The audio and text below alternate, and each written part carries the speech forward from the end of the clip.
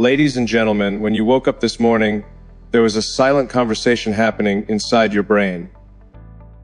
Billions of neurons, tiny messengers of electricity and chemistry, were deciding, without you even noticing, how much energy you would feel, how much willpower you could summon, how clearly you could think, how much compassion you might offer, and how resilient you could be in the face of challenges.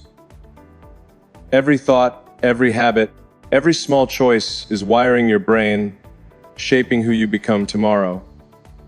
And yet, most of us move through our days as though we're at the mercy of chance, not realizing that the power to transform our lives is not hidden in dramatic overnight changes, but in what we choose to watch, feed, and practice every single day. I've spent my career studying how daily inputs, what we see, hear, and feel, literally sculpt the architecture of the brain. One of the most startling discoveries of modern neuroscience is that the adult brain is far more plastic than we ever believed. It rewires itself in response to repeated experiences. If you expose yourself to negativity, your neurons wire for vigilance, stress, and withdrawal. If you expose yourself to gratitude, skill, building, and constructive ideas, your neurons wire for courage, optimism, and action. The phrase, "watch this daily," is not just a motivational slogan, it is a biological principle. Consistent exposure creates consistent wiring. That means the videos, the conversations, the thoughts you choose each morning are not harmless entertainment. They are micro doses of programming for your future self. Let me tell you about a patient I worked with years ago. She was a young teacher, exhausted, frustrated, and convinced her life was stuck. Every evening she would scroll through endless clips of sarcasm and outrage, telling herself it was just a way to unwind. We began a small experiment. 15 minutes a day, she would replace that content with something that expanded her mind or lifted her heart. Neuroscience podcasts, mindful breathing, even short talks from people who had overcome hardship. Within 6 weeks, her sleep improved, her classroom interactions softened, and her sense of possibility returned. Nothing else in her life had changed, only what she watched. Yet her brain began wiring for a new emotional baseline, one that made real change possible. There is a principle we teach in neural rehabilitation called Hebbian learning. It means neurons that fire together, wire together. Each time you view an uplifting message, practice gratitude, or rehearse a courageous thought, you are firing a set of neurons in a particular pattern. Fire that pattern enough times, and it becomes your default. That's why so many of the world's highest performers and healthiest minds have daily rituals. They're not lucky, they're disciplined about their inputs. And your brain, my friends, does not care whether that input comes from a formal therapy session, a sacred text, or a 5-minute video on your phone. What matters is the pattern you choose to reinforce. This is also why merely deciding to be different often fails. Motivation alone cannot outpace the old neural highways we've paved over years, but repetition can. Daily exposure is like laying down fresh asphalt on a new road. In the beginning, the path feels bumpy, unnatural, maybe even fake. But each day you drive it, you strengthen it, until one day you realize the old road has crumbled and your new habits are effortless. This is not just a metaphor, it's visible under a brain scanner. Synapses grow stronger. White matter tracks thicken. Regions for emotional regulation light up more quickly. Consistency creates physical change. I often remind audiences that willpower is like a battery, but environment is like a power plant. If you rely on willpower alone, you'll run out. If you set up your environment, what you watch, what you listen to, who you spend time with, your brain begins doing the heavy lifting for you. This is why a single moment of inspiration can feel amazing, but fades quickly, while daily micro moments of positive input compound. Think of it as interest on a savings account. One deposit won't make you rich, but daily deposits create wealth you cannot ignore. Another story, a retired engineer in his 60s came to one of my workshops skeptical. He said, "I've watched hundreds of motivational videos, they never stick." But when I asked him what he did after watching them, he said, "I just go back to my routine." So we built a new ritual after each video. He wrote down one action or one reflection. Sometimes it was a call to a friend, sometimes a new breathing technique. Over months, this pairing, watching, then acting, rewired his sense of agency. He began losing weight, repairing relationships, volunteering. His wife told me later, "He's not just watching, he's becoming." That is the essence of transformation. Your brain is not a storage box, it's an active prediction machine. Every time you wake up, it predicts who you will be today based on yesterday's patterns. By feeding it different inputs daily, you're giving it new data, new predictions, new possibilities.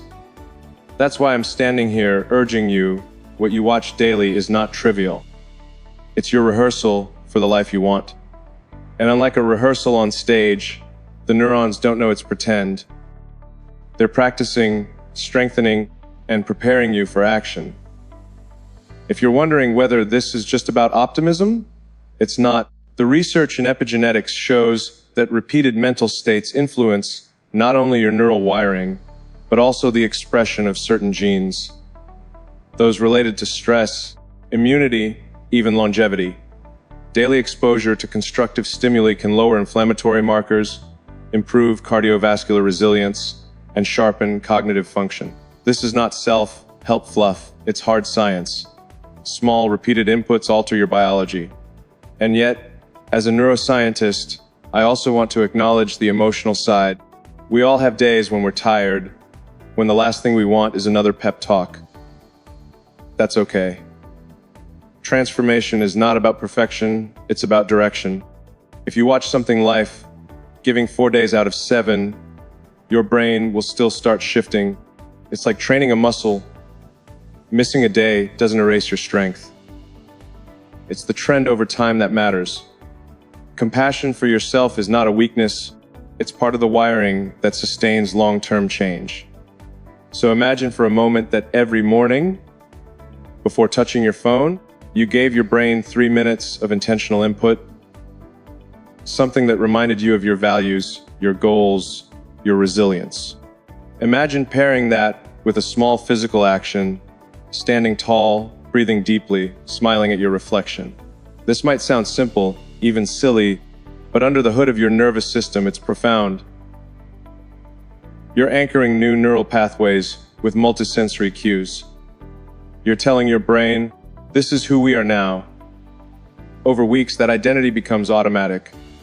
That is why when people say, just think positive, it rarely works. Thought alone without action is like writing a note and never sending it.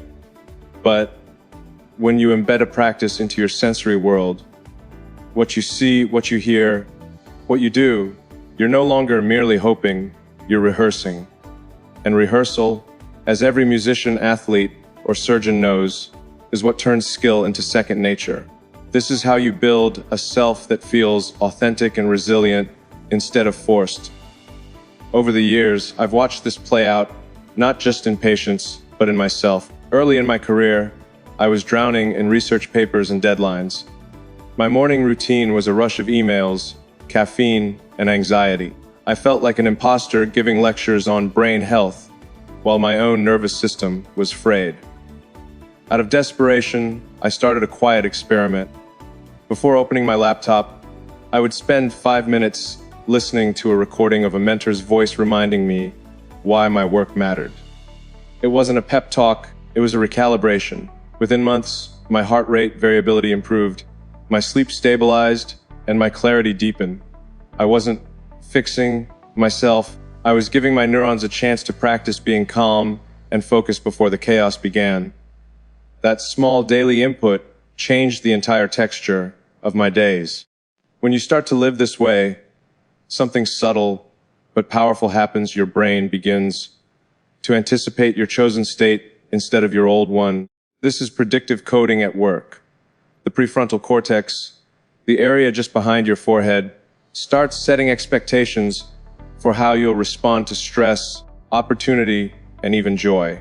If your daily input is cynicism, your brain predicts cynicism.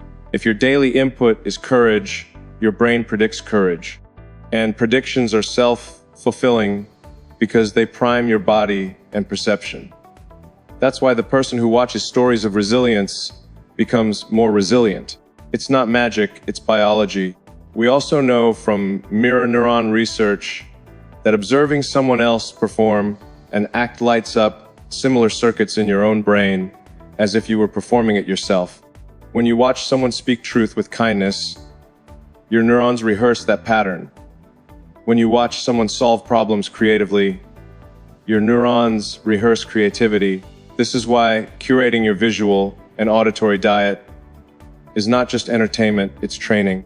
The same system that makes a baby stick out its tongue when it sees an adult do so is alive in you, shaping your responses every time you press play. I want you to think of your daily viewing habits like an invisible gym membership.